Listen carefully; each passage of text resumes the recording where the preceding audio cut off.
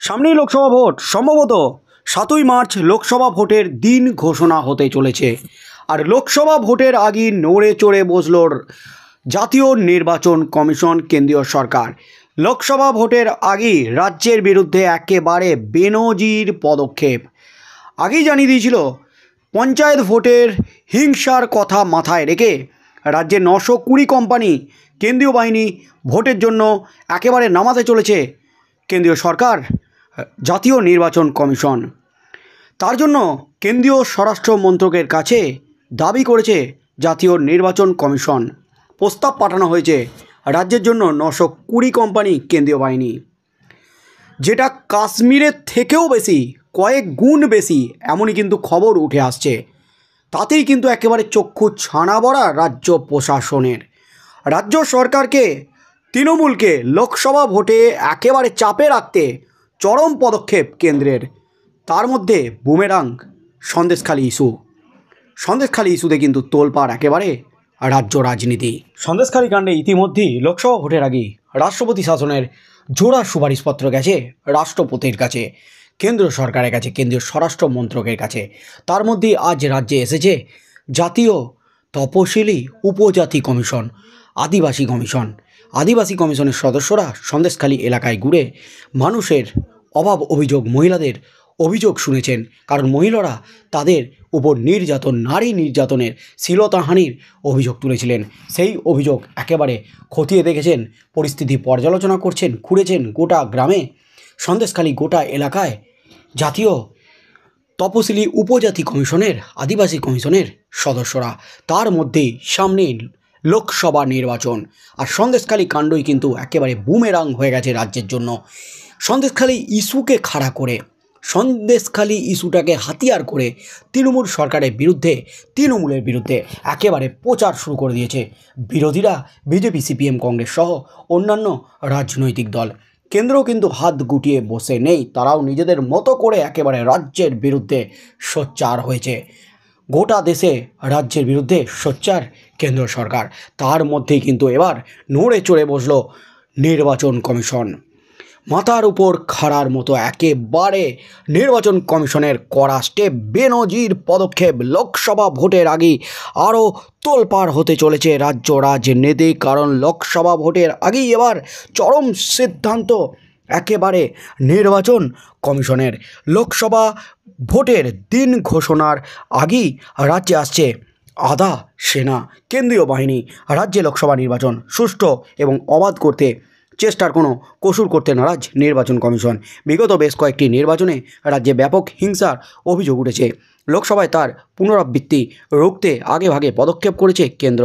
সূত্রের খবর, এবার বঙ্গে কেন্দ্রীয় বাহিনী আসছে লোকসভা ভোট ঘোষণার আগেই।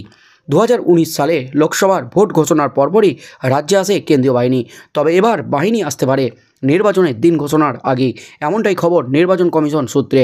সব ঠিকঠাক থাকলে বাহিনী আসতে পারে ফেব্রুয়ারি শেষেই। সেই সঙ্গে রাজ্যে প্রতিটি লোকসভা কেন্দ্র ধরে ধরে স্পর্শকাতর বুথ এবং স্পর্শকাতর এলাকা চিহ্নিতকরণের কাজ শুরু করে দিয়েছে কমিশন।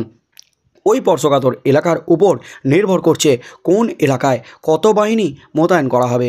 আগামী 4 মার্চ ভোট প্রস্তুতি খতিয়ে দেখতে এ রাজ্যে আসছে নির্বাচন কমিশনের ফুল বেঞ্চ। জানা গেছে 4 মার্চ কলকাতায় আসার পর 5ই মার্চ সর্বদলীয় বৈঠক করবে নির্বাচন কমিশনের ফুল বেঞ্চ।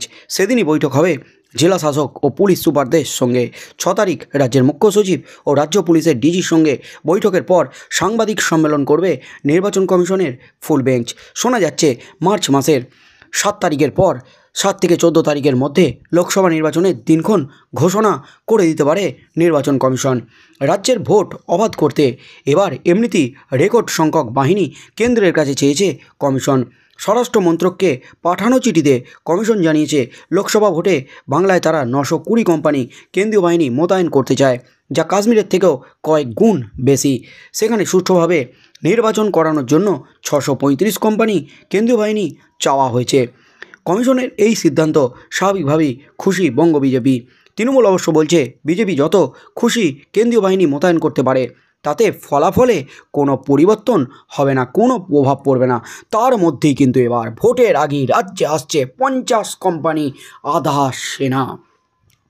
এমনই কিন্তু চরম নির্দেশ, এবার কেন্দ্রের চরম নির্দেশ কেন্দ্রীয় স্বরাষ্ট্র মন্ত্রকের, জাতীয় নির্বাচন কমিশনের। লোকসভা ভোটের আর বেশি দিন বাকি নেই। সব ঠিকঠাক থাকলে মার্চ মাসের দ্বিতীয় সপ্তাহেই কিন্তু একেবারে নির্ঘণ্ট প্রকাশ হয়ে যাবে। তার আগে বাংলায় বাহিনী নিয়ে বড় ঘোষণা হয়ে গেছে। বেনজিরভাবে লোকসভা ভোটে সবথেকে বেশি বাহিনী মোতায়েন হতে চলেছে বাংলায়। 920 কোম্পানি আধা সেনা। সেই বাহিনীর মধ্যে 50 কোম্পানি বাহিনী চলতি মাসের শেষেই চলে আসবে বলে নির্বাচন কমিশন সূত্রে জানা যাচ্ছে। সাধারণ নিয়মে ভোট ঘোষণা হওয়ার পরই রাজ্যে রাজ্যে কেন্দ্রীয় বাহিনী মোতায়েন হয়, কিন্তু এবার সম্পূর্ণ অন্য পথে হাঁটছে কমিশন। এমনিতেই লোকসভা নির্বাচনের জন্য সন্ত্রাসবাদ ও নাশকতার ঝুঁকি নিয়ে চলা জম্মু ও কাশ্মীরের থেকে বেশি বাহিনী চাওয়া হয়েছে বাংলায়। তার উপর অগ্রিম 50 কোম্পানি বাহিনী চলে আসার খবরে আলোচনা শুরু হয়েছে। শোরগোল পড়ে গেছে রাজ্য রাজনীতিতে। কমিশনের তরফে জানানো হয়েছে, 1 মাস ধরে জমা পড়া রাজ্যের আইন শৃঙ্খলা সংক্রান্ত রিপোর্টের কারণেই আগেভাগে বাংলায় বাহিনী পাঠানো হচ্ছে।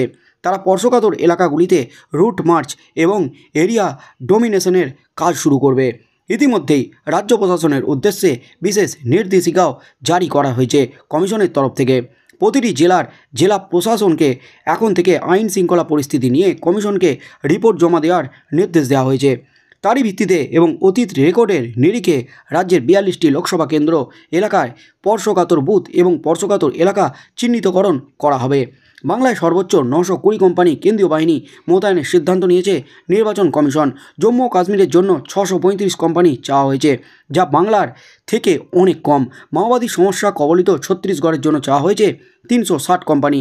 দেশের মধ্যে সবচেয়ে বেশি লোকসভা আসন রয়েছে উত্তরপ্রদেশে, সেখানে লোকসভা আসন সংখ্যা 80, অর্থাৎ বাংলার থেকেও প্রায় দ্বিগুণ। অথচ সেইভাবে উত্তরপ্রদেশের জন্য মাত্র 250 কোম্পানি কেন্দ্রীয় বাহিনী চেয়েছে নির্বাচন কমিশন। সব মিলিয়ে 3400 কোম্পানি বাহিনী লাগবে লোকসভা ভোটের জন্য, অর্থাৎ মোট বাহিনীর 1/4 মোতায়েনের কথা বলা হয়েছে পশ্চিমবঙ্গে। সন্দেশখালি নিয়ে রীতিমতো তোলপাড় রাজ্য রাজনীতি। তার মধ্যেই কিন্তু নির্বাচন কমিশনের বেনজির পদক্ষেপ। রাজনৈতিক মহল কিন্তু এবার অন্য গন্ধ পাচ্ছে। রাজ্যে রাষ্ট্রপতির শাসনের জারির সুপারিশ হয়ে গেছে। তার মধ্যেই বাংলায় লোকসভা ভোট এখনও ঘোষণা হলো না। তার আগেই আসছে 50 কোম্পানি আধা সেনা। স্পর্শকাতর বুথগুলিতে এখন থেকেই রুট মার্চ শুরু করে দেবে একেবারে কেন্দ্রীয় বাহিনী। অর্থাৎ লোকসভা ভোটে কিন্তু একেবারে কেন্দ্রীয় বাহিনী দিয়ে গোটা বাংলাকে মুড়ে ফেলতে চাইছে। যেখানে টোটাল গোটা দেশে 3400 কোম্পানি কেন্দ্রীয় বাহিনী লাগবে, সেখানে বাংলায় 1/4 অর্থাৎ 920 কোম্পানি কেন্দ্রীয় বাহিনী চাওয়া হয়েছে কেন্দ্রের কাছে নির্বাচন কমিশনের তরফ থেকে, যা রাজ্য সরকারের জন্য প্রবল চাপের বড়সড় ধাক্কা। কিন্তু লোকসভা ভোটের আগেই দিয়ে দিল একেবারে নির্বাচন কমিশন সহ কেন্দ্রীয় সরকার, কেন্দ্রীয় স্বরাষ্ট্র মন্ত্রক। আগামী দিনে কী হতে চলেছে রাজ্য রাজনীতির পরিস্থিতি, কি করতে চলেছে কেন্দ্রীয় সরকার, নির্বাচন কমিশন লোকসভা ভোটের আগে, সেদিকেই চোখ থাকবে গোটা রাজ্যের।